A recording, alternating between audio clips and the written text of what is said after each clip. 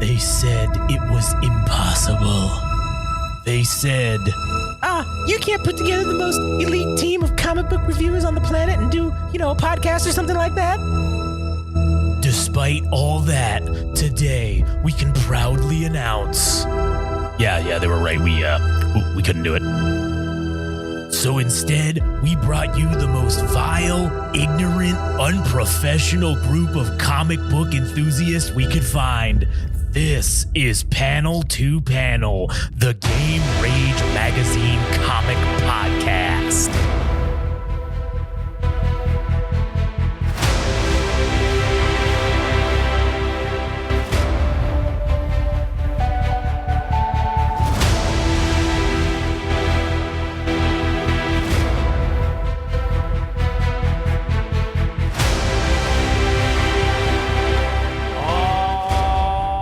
Shit. Welcome, everyone, to the latest and greatest episode of Panel to Panel, the Game Rage comic book podcast. Fuck yeah. We're reaching our end of our little break.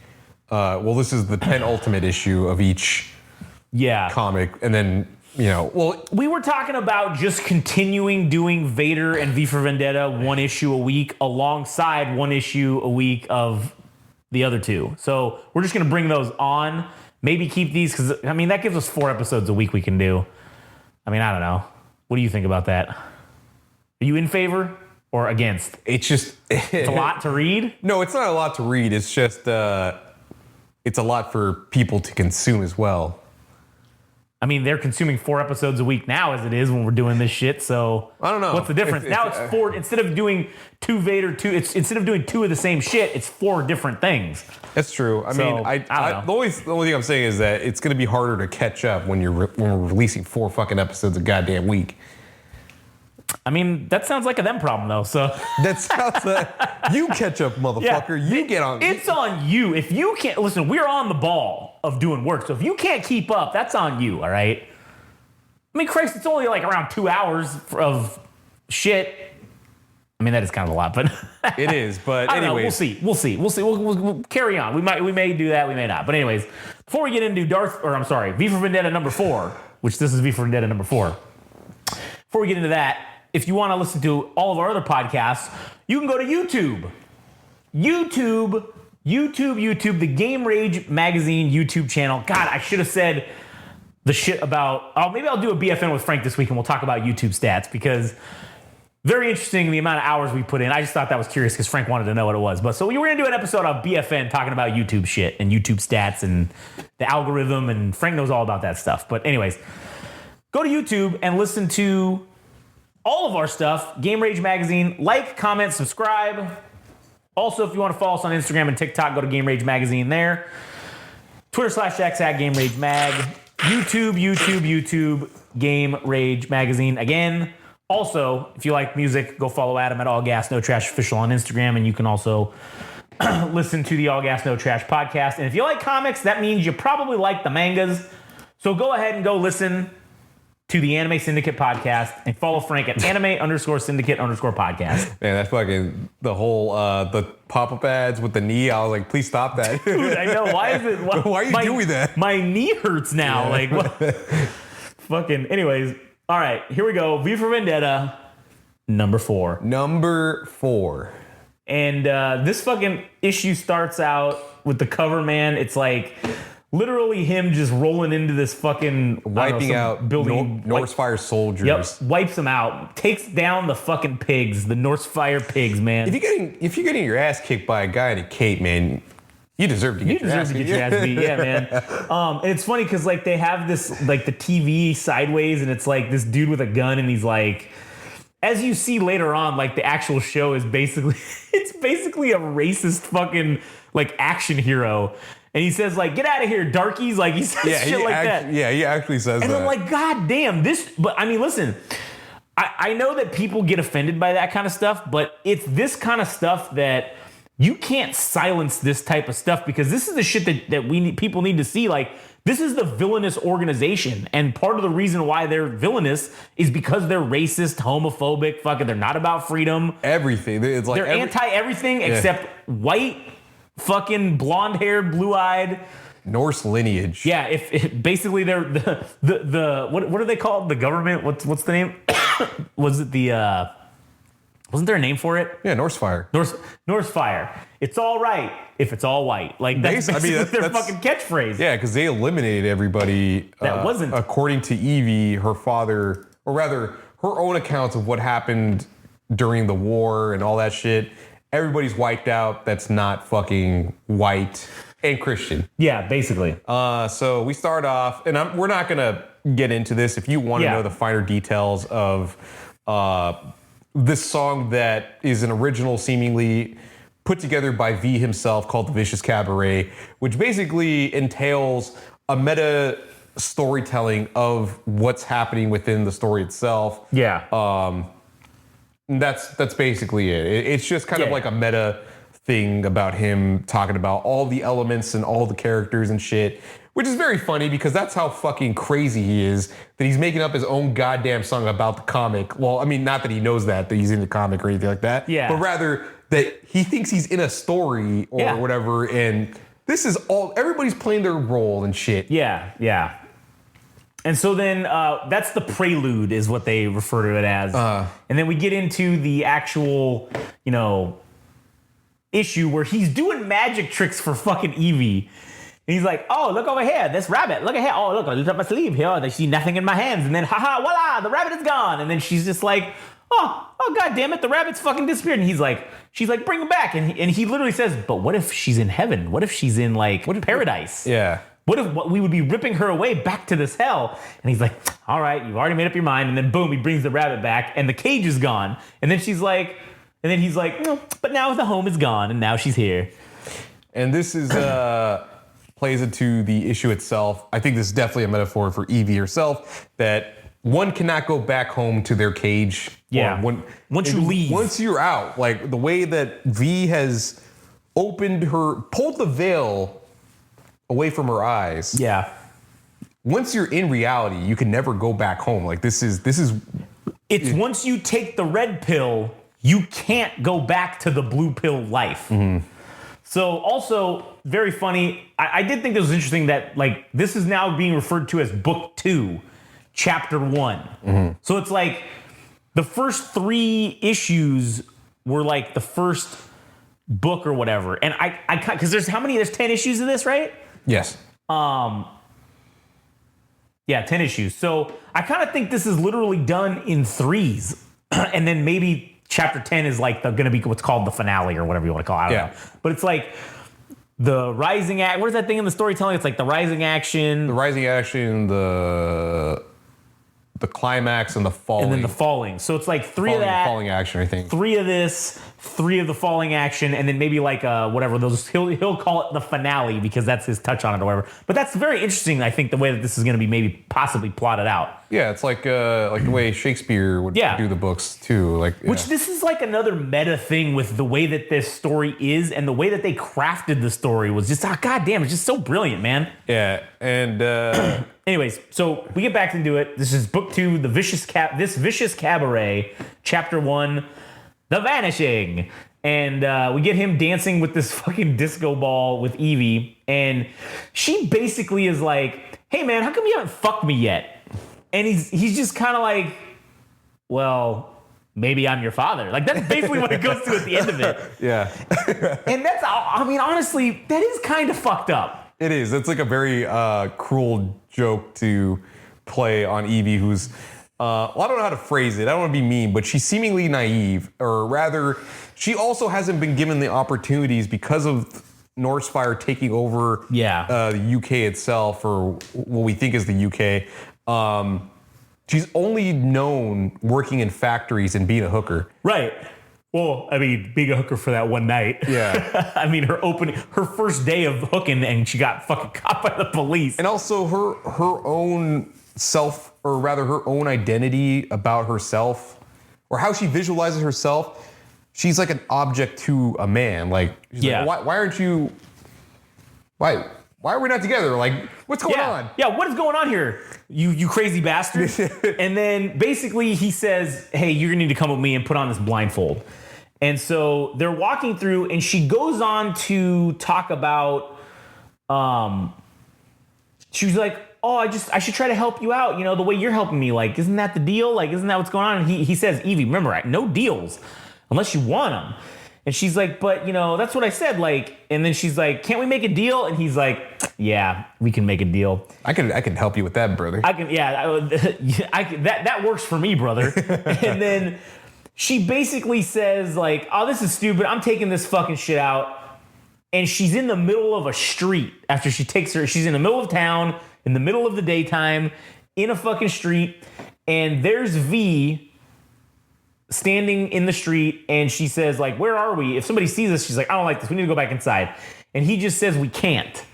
And he goes on to say, like, this whole, like, monologue about the silky, it's like a story that he was reading her or whatever, right? Yeah, the land of do as you please, which is like anarchy, I think. Right. And this is kind of like that Peter Pan deals with this, like the theme is of this little thing that he's saying is basically like, it's nice to do what we want, but we can't live here forever in this, like, and meaning them too, the way this was going.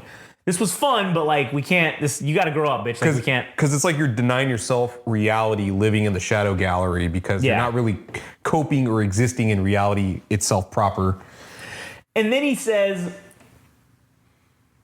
I'm not your father, Evie. He tells her, I'm not your father. Your father's dead.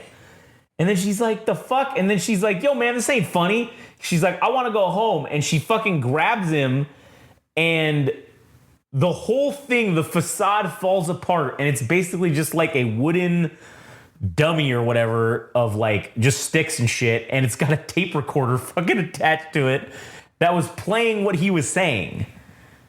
And God, that's crazy, man. That's like the level of deception and trickery there. Yeah, I do think V has played a lot of roles to her at this point. Something of a mentor and like a father figure to give her what she couldn't have. Because I think that's partly why she decided to be a hooker, is because she didn't have a proper parental figure in her life. And as we come to see in, I think, either this issue and the next issue, she reverts back to like old tendencies. Yeah. She doesn't know any better. Right. And he's trying to show her the way. Yeah. And so it ends with her in the street saying V, and then like that's it. That chapter ends. We go to chapter 2, The Veil, which we see what was the name of the guy? Almond, right? That's who this Almond's, was? he passed away, and his wife is... this is the funeral. Right. And I think this is from her perspective, the monologue. Yeah. And basically she's talking about how, like, you're dead. Like, I didn't like you. I was afraid of you, but I loved you. That is like, man, that sucks, man. That is like the fucking typical battered, like, housewife abusive relationship thing. It's like, I don't like you. You scare me, but fuck, I love you, man. Like, that sucks. That's Stockholm syndrome. Yeah, and that sucks, man. And then it's Alabama man, and fucking it's the other side of Alabama man. It's the counterpart.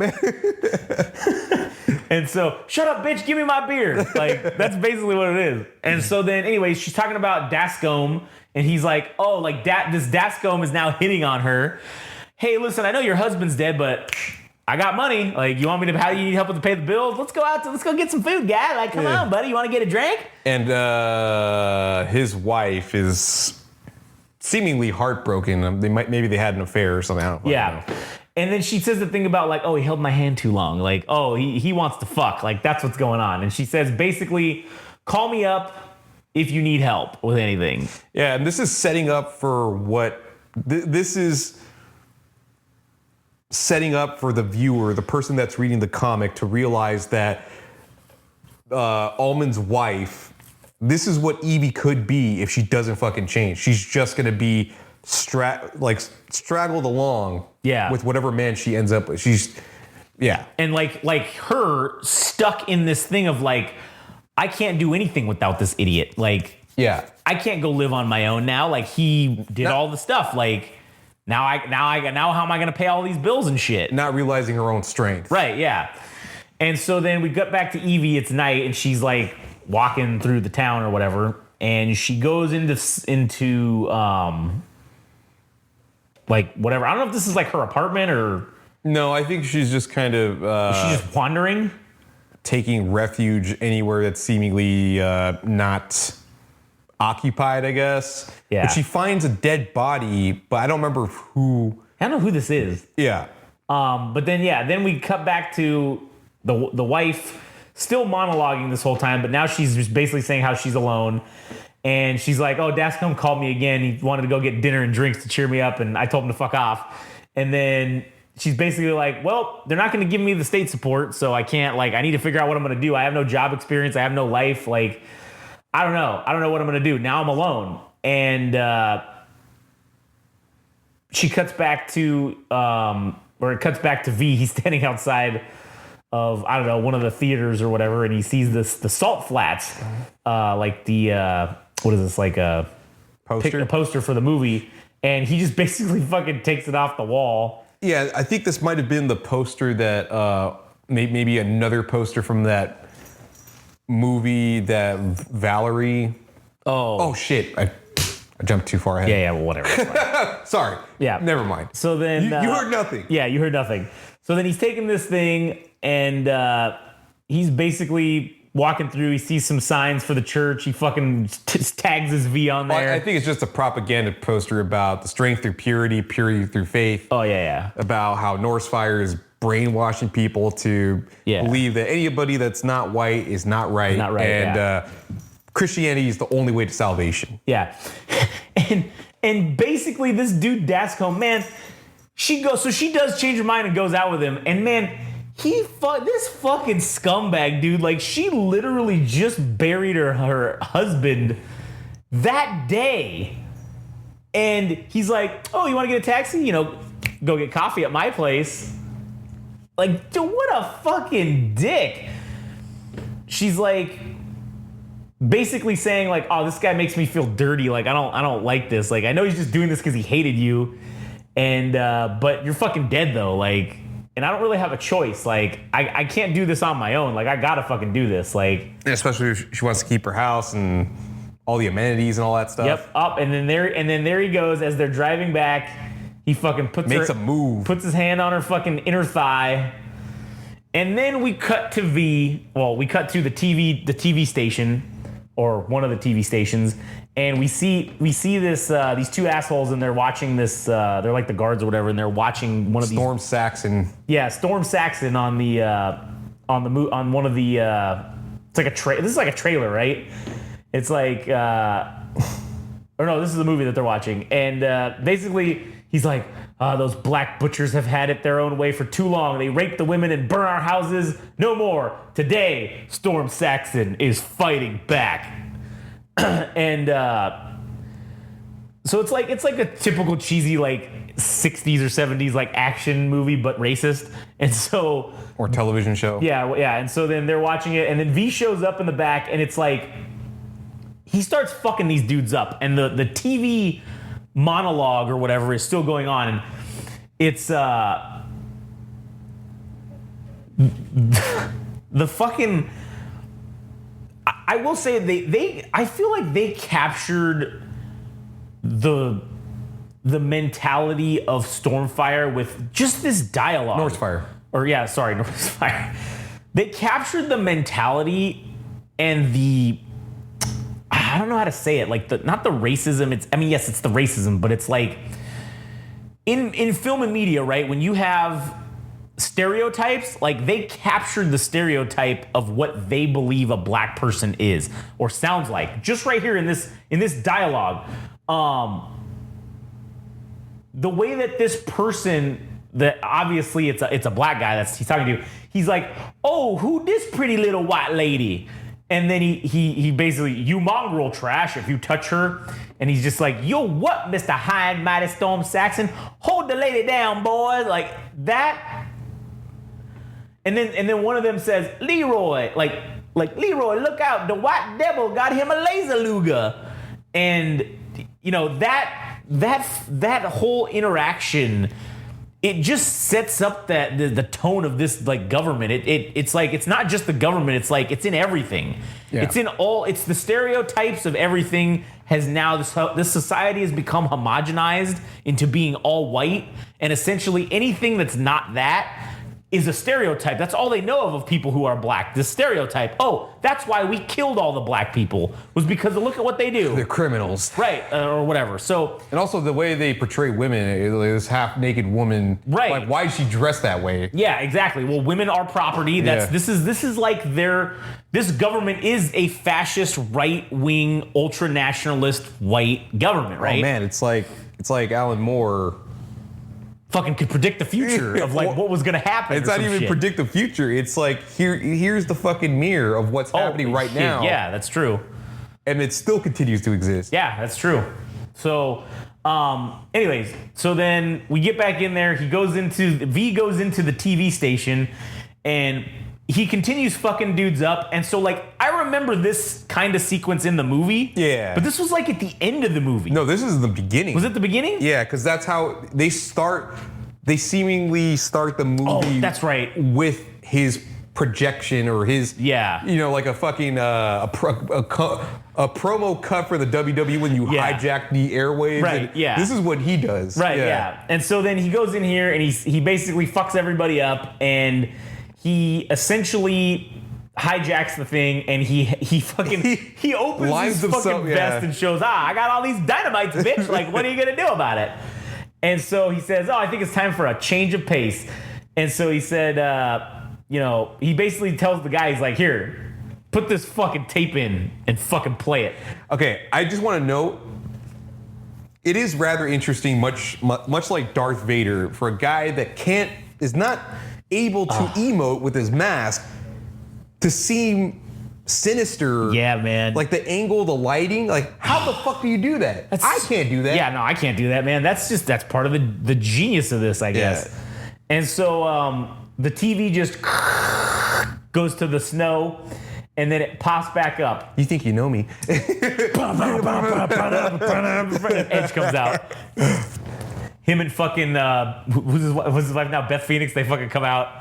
Oh my god! And then Matt Hardy fucking is like, I remember, bitch, from long ago, and he fucking clocks him with a chair. Fuck yeah. Anyways, so then go listen to Game Rage Wrestling if you like wrestling. So he's sitting in this chair, and he basically goes on this monologue. Good evening, London. I thought we'd have a little time to talk. Are you comfortable? I'll begin. And then that's how the issue ends. So we're setting up for what would probably be, well, as if this motherfucker doesn't talk enough. He's going to have a one-on-one conversation with the people of London. Yeah. And I will say, we're going to talk about it right. I mean, you're going to hear it right after this because we'll record it and it's going to be out as well. So the next issue is great. It is pretty fucking great. Return to Monkey. Dude, we are V for Vendetta, man. Like, with the numbers, with the everything, return to Monkey. Return to Monkey. This was... This issue was rather quick in terms of... it wasn't as dense as the rest of them. No, this one moved the plot along. Yeah. And got to like the main beats, which is that Almond died. Evie is still an infant, or rather childlike. Infantile, I guess. She still hasn't coped with reality, and she's not a fully realized adult. And V, with whatever fucking methods he's going to use to try to help her become an independent person.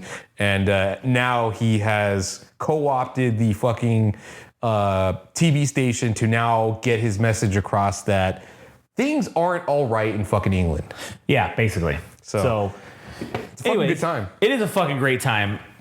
And I think I hate the movie now. Like, dude, oh man, the book, like the ending for the book, I think is loads better. Oh yeah, it's so much better than the fucking the movie, dude. Like, I just have to say that because it wraps everything up real fucking nice, and it makes one other character look stronger and overall better, like fully realized fucking character. It's way better. Yeah. All right. But anyways, if you want to listen to more of our stuff, you can go to YouTube, Game Rage Magazine on there. Like, comment, and subscribe.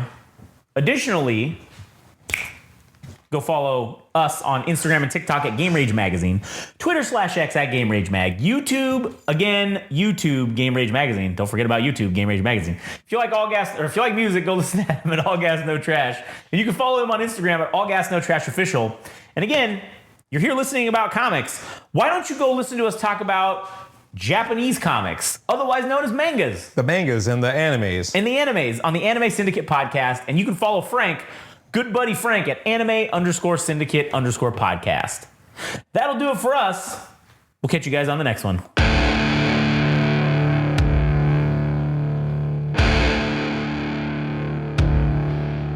That was Panel to Panel, the Game Rage Magazine comic book podcast. Thanks for listening. If you want to know more and follow along, go to Instagram and TikTok. Follow at Game Rage Magazine. If you want to follow on Twitter/X at Game Rage Mag. Tune in next time.